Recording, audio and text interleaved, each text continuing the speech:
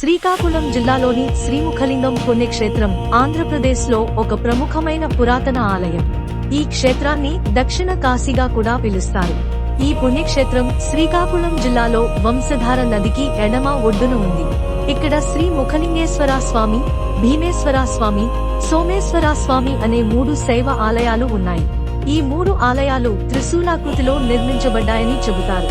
వీటిలో మధుకేశ్వర ఆలయం, ముఖలింగేశ్వర ఆలయం అత్యంత పురాతనమైనది.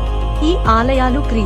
573 నుండి 1058 మధ్య కాలంలో శ్రీముఖలింగం అనే పేరుకు పరమేశ్వరుడు లింగంలో కనిపించుట అని అర్థం.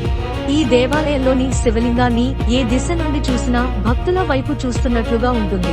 ఈ ఆలయాన్ని పంచాయత క్షేత్రం అని కూడా పిలుస్తారు. ఎందుకంటే గర్భగుడిలో ఒక చోట కూర్చుని చూస్తే గణపతి, సూర్యనారాయణ, అమ్మవారు, విష్ణుమూర్తి, శివుడు ఒకేసారి కనిపిస్తారు.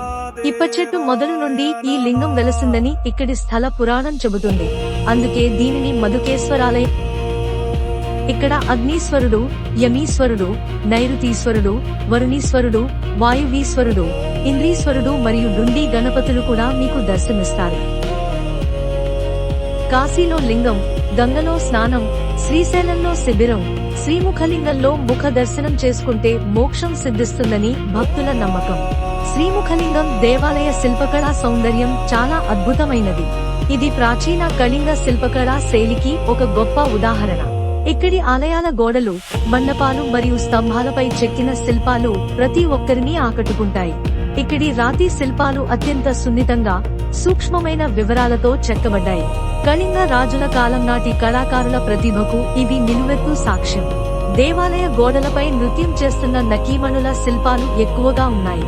ఈ శిల్పాలు భరతనాట్యం, ఒడిస్సీ వంటి శాస్త్రీయ నృత్య భంగిమలను పోలి ఉంటాయి.